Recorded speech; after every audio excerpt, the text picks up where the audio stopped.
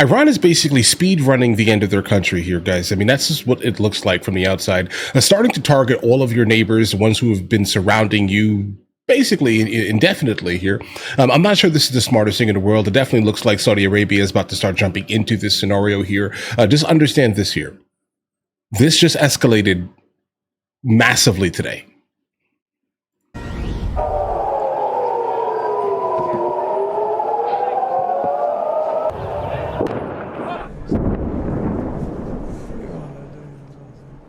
Warning sirens, and you can hear explosions in the background. That is Israel, as their defense system is stopping so much of the incoming. Much of the Middle East is on high alert. This is day 4 of Operation Epic Fury and Operation Roaring Lion, which is the Israeli part of what you see now. Iran and its terror proxies are escalating retaliatory attacks, striking Israel and now most of the Gulf nations, if you can believe that. Now, when we first saw this, we thought, is that on purpose? Didn't really know what to make of it. Day 4, Iran is unleashing on their neighbors at this point. U.S. embassies and bases are also under fire. I'm Harris Faulkner. You are in the Faulkner Focus. Israel is moving fast to destroy Tehran's missile capabilities. The Israeli Defense Force is also launching simultaneous strikes in Tehran and Lebanon, in Beirut. The conflict is rapidly expanding now, and Iran is destroying any goodwill it may have had in that region.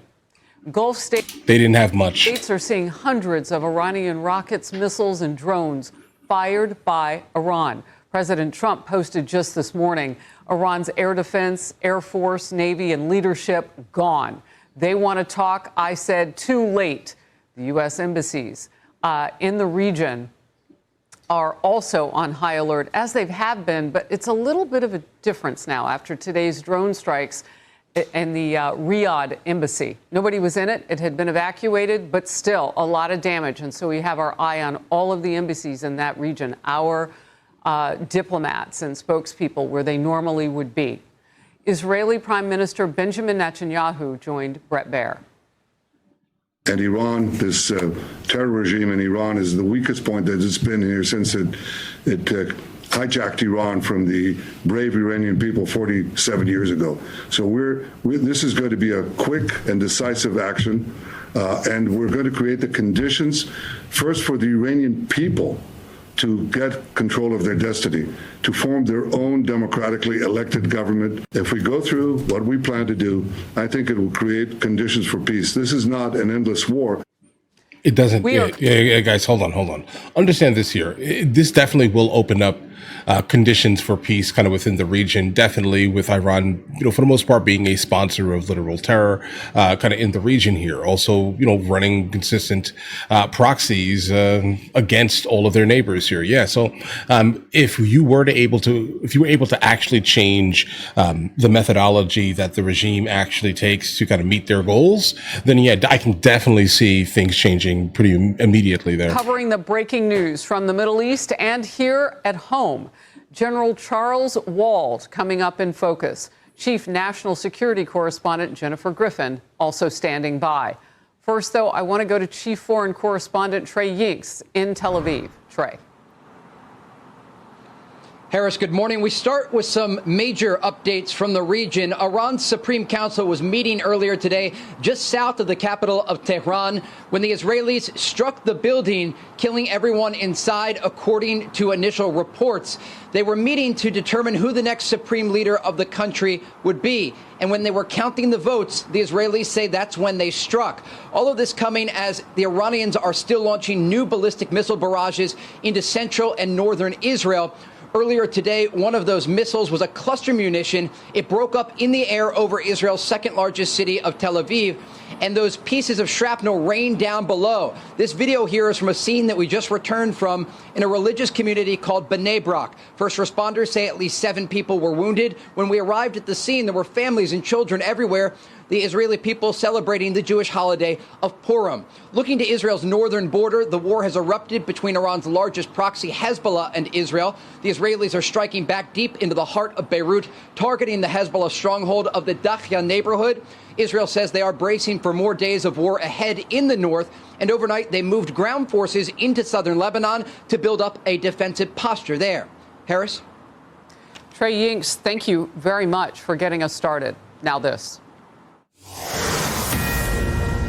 This was our last best chance to strike what we're doing right now and eliminate the intolerable threats posed by this sick and sinister regime.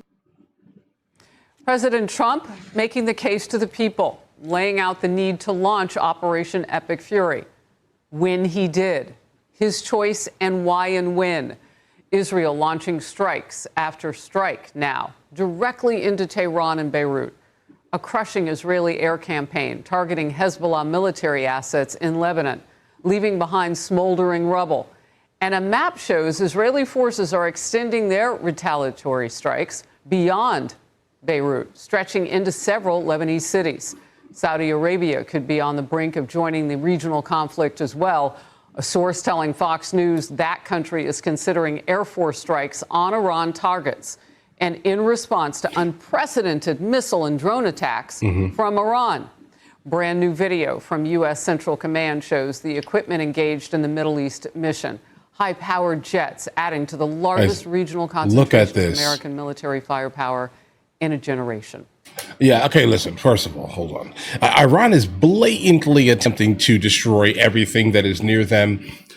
Basically anything that is within the proximity of even our scope. And when I say our scope, I mean the United States of America. If they even slightly smell you are doing business with us in any type of like positive manner, or you're housing, I don't know, the embassies there, for example, they're definitely going to target you. But the problem is that now you're targeting locations that are inside of your neighbors' countries.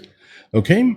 So yes, they're going to get involved, and I'm definitely happy that Saudi Arabia is finally saying, you know what, hold on, I don't want to deal with this anymore. Let's just go ahead and take them out. And I do think that this is not going to devolve into any type of war, like WW3 type of scenario, but I can definitely see that a good amount of the countries, now that we are there to basically help back everything, okay, are going to start kind of stepping up and taking the reins here, let's just say this year, and fixing the problem they've had for hundreds of years, guys. I'm just going to be honest here, not hundreds of years, that's an exaggeration, 50 years at the very least here, okay? The Sunni and the Shia have been going at it for hundreds of years, let's just say this year, but in terms of this right here, okay, this is a problem, and I'm definitely glad that Saudi Arabia is stepping up and doing something here. We definitely need a couple more of the countries to step up also. Those assets being used to take out Iranian mobile missile launchers. CENTCOM posted this video on X with the caption referring to the U.S. effort as surgical, overwhelming, and unapologetic in destroying Tehran's offensive missiles. Here's Secretary of State Rubio. We knew that there was going to be an Israeli action. We knew that that would precipitate an attack against American forces. The hardest hits are yet to come from the U.S. military. The next phase will be even more punishing on Iran than it is right now.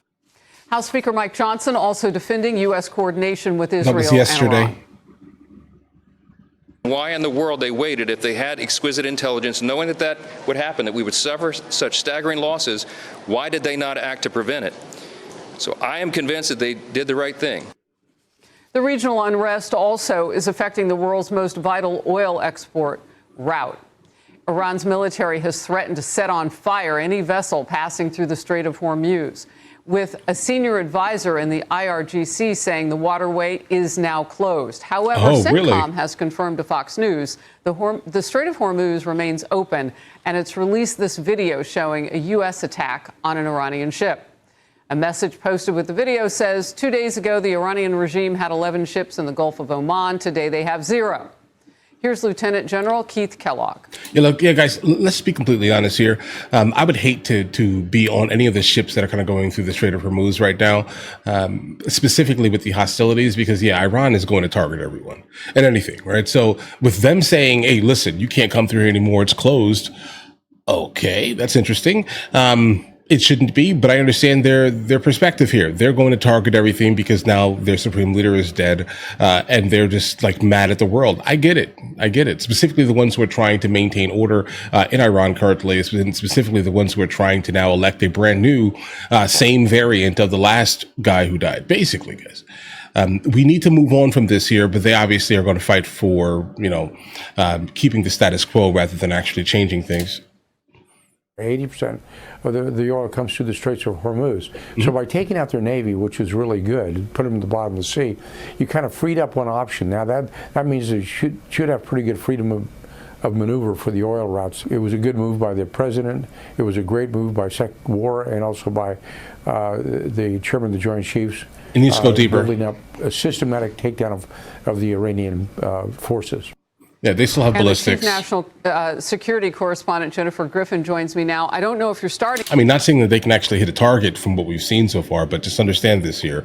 They still have the ability to kind of target these gigantic moving cities in the middle of the ocean. Here, but from what General Kellogg just said, I think Regardless it's up of to their 10 Navy. naval ships that our U.S. military has, as the president says, put at the bottom of the sea. Jennifer. Mm-hmm. Even 11, Harris. 11 it's now. Up to 11, and that's the total number of large Navy vessels that the Iran's Navy has. Separately, Harris, well-placed military and diplomatic sources in the region tell me Saudi Arabia is very close to allowing its Air Force to strike targets inside Iran after facing unprecedented missile and drone attacks on its civilians, including incoming missiles today targeting Daman, its fifth largest city. Quote, the next 24 hours is going to be intense, I'm told. A line has been crossed, a well-placed official in the Gulf tells me. What's truly extraordinary, Harris, about this development is that it would not have been possible if Israel had not been brought in under U.S. Central Command at the end of the first Trump administration. Carrying out airstrikes takes tremendous deconfliction and coordination. CENTCOM used to be attached, Israel used to be attached to the European Command due to sensitivities with the Arab states that did not recognize Israel. That changed with the Abraham Accords. No U.S. personnel were killed or injured when the U.S. Embassy in Riyadh, Saudi Arabia, was struck last night by at least 2 Iranian Shahed drones. The embassy was largely empty at the time. There is a division of labor. Largely empty? So who was inside? Right now, in terms of targeting, Israel is targeting Iranian leadership, like that meeting that Trey mentioned of top religious scholars in Qom earlier today, where Iran's remaining top religious leaders were meeting to decide the successor to the Supreme Leader Ayatollah Khamenei. The U.S., for its part, is focusing on Iran's vast ballistic missile stockpiles and launchers, and of course, sinking the Russian Navy. The president said the U.S. has sunk all 11 of Iran's large naval vessels. The Iranian president has decentralized decision-making to regional governors today. These satellite images from Vantor Tech and analysis from David Albright from the Institute of Science show recent airstrikes targeting the access points to the underground nuclear facility at Natanz, the enrichment plant there. These buildings had been struck last summer, but they were not destroyed completely, and Iran had started to essentially rebuild there. At Bushehr, which is a nuclear power plant, the Russians say that they have told the 600-plus Russian engineers working there to shut down the facility. We have no confirmation of that, but Bushehr nuclear reactor is certainly something to watch. And lastly, Noted. Harris, we understand that the Gulf states are feeling that they're running low on interceptor missiles, so they are asking CENTCOM to send interceptor missiles like for the Patriot and THAAD missile batteries. Those, of course, are in somewhat short supply given how much they're needed in Europe and in Ukraine right now. But I am told that that help will be forthcoming. Lastly, the president has added a fourth goal to this operation, suggesting that the U.S. would also target Iran's proxies in the region.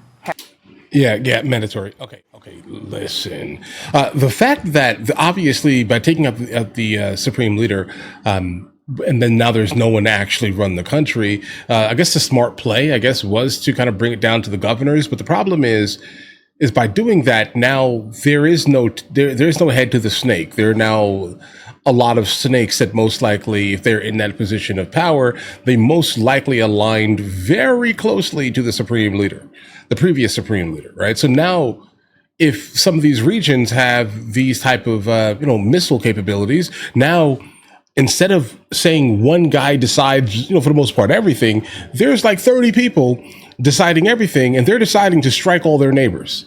That's what it looks like here. So now it just looks like things are starting to escalate in a way that there's just going to have to be a larger force used to stop everything unless they stop everything, which they're not going to. Because again, they are doing this, like what's motivating them is their faith, right? That's it here. Like that's their motivation. And they're not going to stop it because in their minds, they're saying, we're doing this, we're going to be successful. We have to do this to get rid of the big Satan and its cohorts, basically. That's what it looks like. All right. So there has to be something bigger and larger. And I'm guessing this is why Marco Rubio yesterday said that this is not even the beginning. Things are going to get a lot more spicy soon. Because it definitely looks like it's going to have to be pretty much based off of them decentralizing their government and handing all the power to the people that are basically governing all the separate regions. Okay. Yeah, we're going to follow it, guys. It seems like every single day, as expected, things are getting a little bit more dicey. But in the meantime, listen, if you guys are new here, please like and subscribe. I'll catch you guys later, most likely in the next one, because there'll probably be a next one sometime soon. Either way, I'll catch you guys later.